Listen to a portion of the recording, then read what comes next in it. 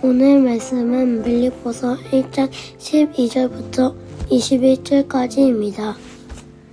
형제들아, 내가 당한 일이 도리어 복음 전파의 진전이 된 줄을 너희가 알기를 원하노라. 이러므로 나의 매임이 그리스도 안에서 모든 시위대 안과 그 밖의 모든 사람에게 나타났으니 형제 중 다수가 나의 매임으로 말미암아 주 안에서 신뢰함으로 겁 없이 하나님의 말씀을 더욱 담대히 전하게 되었느니라. 어떤 이들은 투기와 분쟁으로, 어떤 이들은 착한 뜻으로 그리스도를 전파하니, 이들은 내가 복음을 변증하기 위하여 세우심을 받은 줄 알고 사랑으로 하나, 그들은 나의 매임에 괴로움을 더 하게 할 줄로 생각하여 순수하지 못하게 다툼으로 그리스도를 전파하느니라. 그러면 무엇이냐? 거칠애로 하나, 참으로 하나, 무슨 방도로 하든지 전파되는 것은 그리스도니, 이로써 나는 기뻐하고 또한 기뻐하리라. 이것이 너희의 간구와 예수 그리스도의 성령의 도우심으로 나를 구원에 이르게 할 줄 아는 고로, 나의 간절한 기대와 소망을 따라 아무 일에든지 부끄러워하지 아니하고 지금도 전과 같이 온전히 담대하여 살든지 죽든지 내 몸에서 그리스도가 존귀하게 되게 하려 하나니, 이는 내게 사는 것이 그리스도니 죽는 것도 유익함이라. 아멘.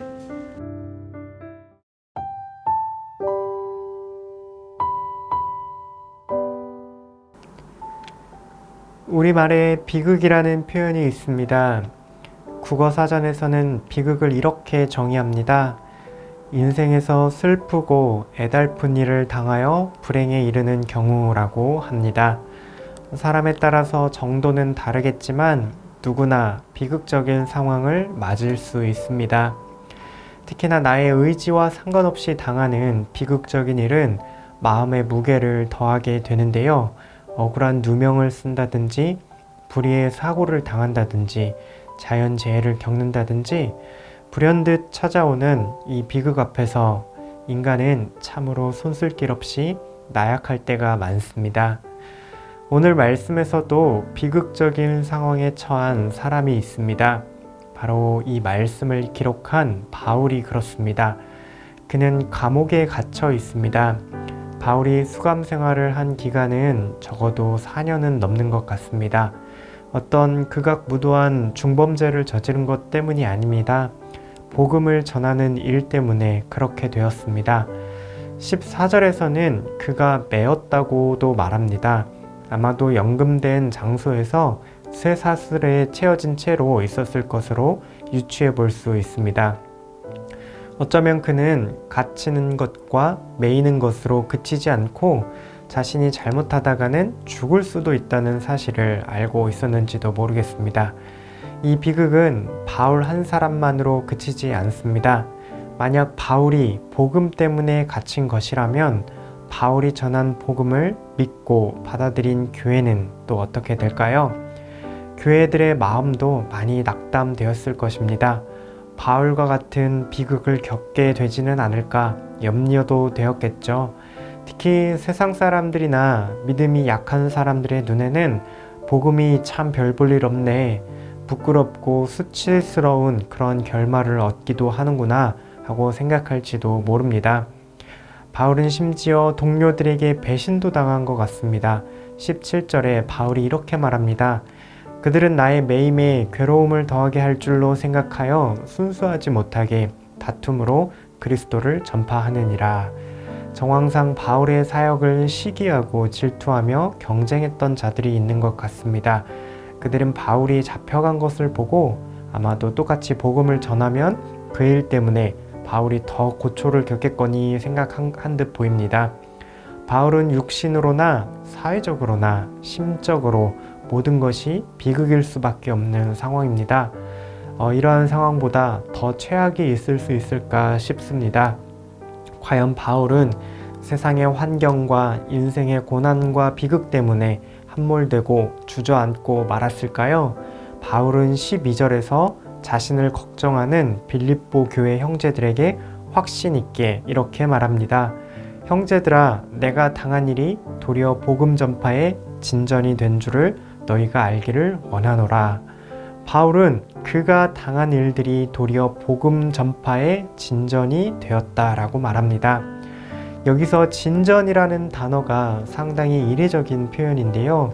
헬라어로 이 표현은 본래 군사 용어입니다.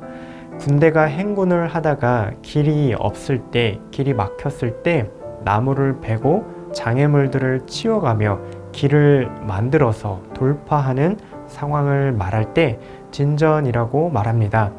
바울이 당한 이 모든 일들은 너무나도 끔찍하고 비극적이고 고통스러운 일입니다. 하지만 그가 당한 일은 그를 주저앉히거나 낙담하게 하거나 좌절시킬 수 없었습니다. 복음에 담긴 그 능력, 그 생명력이 어둠 속에서 빛을 비춰주고 길이 없는 곳에 길을 내기 때문입니다. 하나님은 바울이 갇히고 매인 상황 속에서도 여전히 신실하게 일하고 계신데요. 13절에 보니 시위대, 즉 로마 황제를 지키는 직속 부대 안과 그 밖의 모든 사람들에게까지 복음이 전파되었다라고 말합니다. 이게 무슨 말인가요? 상황과 환경이 좋은 곳에서만 하나님의 나라가 임하는 것이 아니다, 이런 뜻입니다. 어떠한 상황과 환경에서든지 복음을 붙들고 하나님을 따라가면 그곳에서 하나님이 일하시고 하나님의 나라가 임하게 된다는 말입니다. 14절에서는 바울의 이러한 모습을 보고 교회 형제들은 낙심하지 않고 주님을 더 신뢰하게 되었다라고 말합니다. 더욱 담대하게 그들도 하나님의 말씀을 전하게 되었습니다. 이처럼 바울에게는 상황을 초월한 놀라운 은혜와 기쁨이 있습니다. 비극이라고 생각하는 그 상황 속에서도 일하시는 하나님으로 인해 기쁨이 가득합니다. 자신이 어떤 상황에 있든지 사람들이 자신을 어떻게 생각하든지 중요하지 않습니다. 자신의 모든 형편을 통해서 예수 그리스도께서 세상에 드러나며 하나님의 나라는 복음이 전파되는 곳에 임하기 때문입니다. 심지어 그는 죽음도 염려하지 않습니다. 죽음 이후에 맞아주실 주님을 바라보고 있기 때문입니다. 이러한 바울의 편지는 오늘 수많은 비극을 경험하며 살아가는 우리에게도 큰 위로와 소망이 됩니다. 하나님의 일하심은 우리의 상황과 환경에 결코 제한을 받지 않으십니다. 우리가 더 이상 길이 없을 것 같은 순간에도 하나님은 일을 행하실 수 있는 분이셨습니다.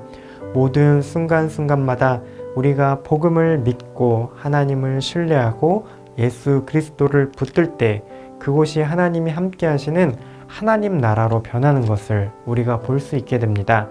이것이 세상에서 당하는 고난과 어려움 속에서도 낙심하지 않을 수 있는 이유입니다. 오늘 하루 우리가 비극적인 어려운 일들을 당할 때에 바울과 함께 하신 하나님을 기억하면 좋겠습니다.